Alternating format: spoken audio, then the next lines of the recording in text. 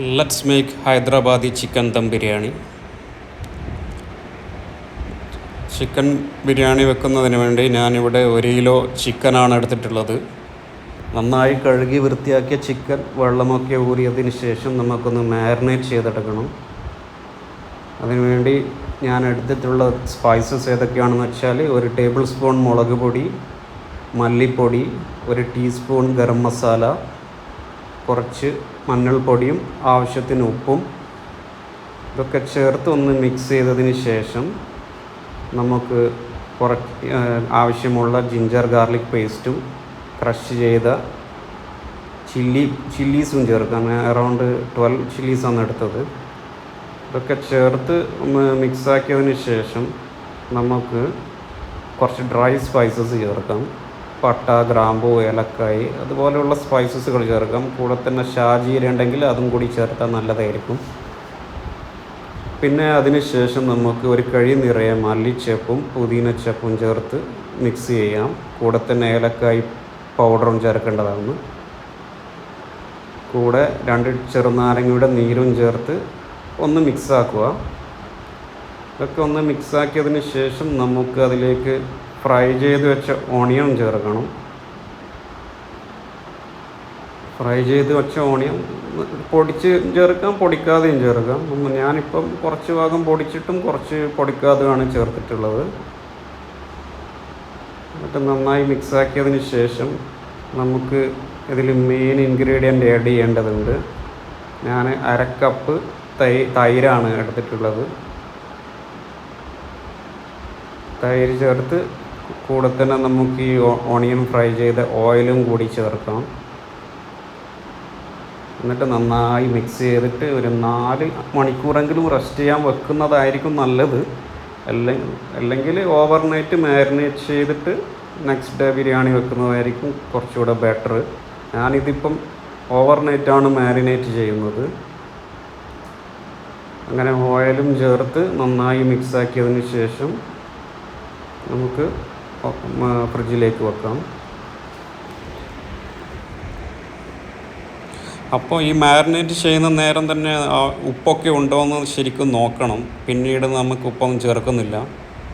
അങ്ങനെ നെക്സ്റ്റ് നമ്മളെ biryani preparation start ചെയ്തു. അതിൽ നമ്മൾ ഈ മാരിനേറ്റ് ചെയ്ത ചിക്കൻ ഒരു പാത്രത്തിലേക്ക് മാറ്റിയതിന് ശേഷം നമുക്ക് റൈസ് തയ്യാറാക്കിയെടുക്കാം. ഞാൻ 2 കപ്പ് ബസ്മതി റൈസാണ് എടുത്തത്. റൈസ് 3/4 മണിക്കൂറോളം സോക്ക് ചെയ്ത് വെക്കണം. സമയമില്ലാത്തവർക്ക് അറ്റ്ലീസ്റ്റ് ഒരു 1/2 മണിക്കൂറെങ്കിലും സോക്ക് ചെയ്ത് വെക്കുക. ഇനി റൈസിനുള്ള വെള്ളം തിളപ്പിക്കാം നമുക്ക്. ഞാനിവിടെ ഒരു 4 ലിറ്ററോളം വെള്ളം എടുത്തിട്ടുണ്ട്.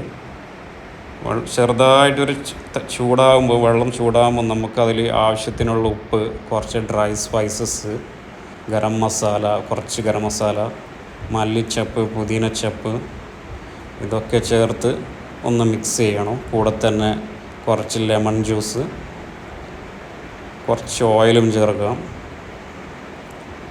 എന്നിട്ട് നന്നായി തിളച്ചിട്ടാകുമ്പോൾ നമുക്ക് കഴുകി വെച്ച റൈസ് ഇതിലേക്ക് ചേർക്കാം. വെള്ളമൊക്കെ ഊറ്റിയതിന് ശേഷം ഒതൻറ്റിക് സ്റ്റൈലിലാക്കുന്നത് കൊണ്ട് കുറച്ച് ടിപ്സ് പറഞ്ഞുതരാം. ഈ വെള്ളം ഈ അരി തിളച്ചിട്ടാകുമ്പോൾ അതിൽ നിന്ന് ഒരു 1/2 ഗ്ലാസ് വെള്ളം കോരിയിട്ട് നമുക്ക് മാരിനേറ്റ് ചെയ്ത ചിക്കനിലേക്ക് ഒഴിച്ചു കൊടുക്കാം. നമ്മൾ റൈസ് 5 മിനിറ്റ് തിളച്ചിട്ടാണ് ഞാനിവിടെ 3 ലെയറായിട്ടാണ് ദം ചെയ്യുന്നത്. റൈസ് ഒരു 5 മിനിറ്റ് തിളച്ചതിന് ശേഷം നമുക്ക് അതിൽ നിന്ന് കുറച്ച് റൈസ് കോരി ചിക്കനിലേക്ക് ഇടാം. വീണ്ടും 5 മിനിറ്റ് റൈസ് കുക്ക് ചെയ്തതിന് ശേഷം വീണ്ടും കോരിയിട്ട് അടുത്ത ലെയറും കൂടി നമുക്ക് മസാലയിലേക്ക് ചേർക്കാം. അങ്ങനെ 3 ലെയറായിട്ടാണ് ഞാൻ ദമ്മിടുന്നത്.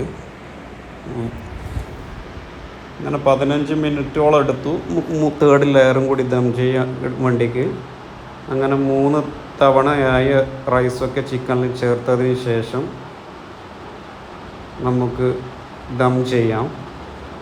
നമുക്ക് റൈസൊക്കെ ഇട്ട പാത്രം നമുക്ക് അലൂമിനിയം ഫോയിൽ വെച്ച് കവർ ചെയ്ത് ഹൈ ഫ്ലെയിമിൽ ഒരു 10 മിനിറ്റ് വേവിക്കണം. ഇത് പറയാൻ വിട്ടുപോയി. അതിൻ്റെ മേലെ നമുക്ക് ദം ചെയ്യുന്നതിന് മുമ്പ് നമുക്കതിൽ കുറച്ച് ഗരം മസാല, സാധാരണ തലശ്ശേരി ബിരിയാണിക്കൊക്കെ ദം ചെയ്യുന്ന പോലെ നമുക്ക് ഗരം മസാല, ഗീ, മല്ലിച്ചപ്പ്, പുതിനച്ചപ്പ് ചോപ്പ് ചെയ്തത് കുറച്ച്, പിന്നെ ഫ്രൈ ചെയ്ത് വെച്ച ഓണിയൻ, ഇതൊക്കെ ചേർക്കാം. പിന്നെ കളർ വേണമെന്നുണ്ടെങ്കിൽ നമുക്ക് കുറച്ച് നമ്മളെ മഞ്ഞൾപ്പൊടി കലക്കിയിട്ട് പാലിൽ കലക്കിയിട്ട് മേൽഭാഗത്ത് ഒഴിച്ചു കൊടുക്കാം ഒരു കളറിന് വേണ്ടി. അല്ലെങ്കിൽ നമുക്ക് കുങ്കുമപ്പൂവ് ഇതുപോലെ പാലിൽ കലക്കിയിട്ട് ചേർക്കാം. ഫ്രൈഡ് ഓണിയനും ഒക്കെ ചേർത്തതിന് ശേഷം ഫോയിൽ കൊണ്ട് കവർ ചെയ്ത് ദം ചെയ്തെടുക്കാം. ഫസ്റ്റ് 10 മിനിറ്റ്സ് നമുക്ക് ഹൈ ഫ്ലെയിമിൽ വെച്ച് കുക്ക് ചെയ്യേണ്ടതാണ്. 10 മിനിറ്റ് കഴിഞ്ഞതിന് ശേഷം നമുക്കൊരു തവയോ സ്റ്റീലിൻ്റെ എന്തെങ്കിലും പാത്രം വെച്ചിട്ട് വീണ്ടും ഒരു അരമണിക്കൂർ കുക്ക് ചെയ്യണം ലോ ഫ്ലെയിമിൽ. അത് ഇത് 10 മിനിറ്റ് കുക്ക് ചെയ്തതിന് ശേഷം നമുക്ക് വെക്കുന്ന തവയൊന്ന് പ്രീ ഹീറ്റ് ചെയ്യണം. ഒരു 5 മിനിറ്റ് അല്ലെങ്കിൽ 10 മിനിറ്റ്, 5 മിനിറ്റ് മതിയാവും. 5 മിനിറ്റ് ഒന്ന് പ്രീ ഹീറ്റ് ചെയ്തതിന് ശേഷം നമുക്ക് വീണ്ടും നമ്മുടെ ബിരിയാണി പാത്രം എടുത്തിട്ട് അതിൻ്റെ മേലെ വെച്ച് ചെറിയ തീയിൽ വേവിച്ചെടുക്കാം.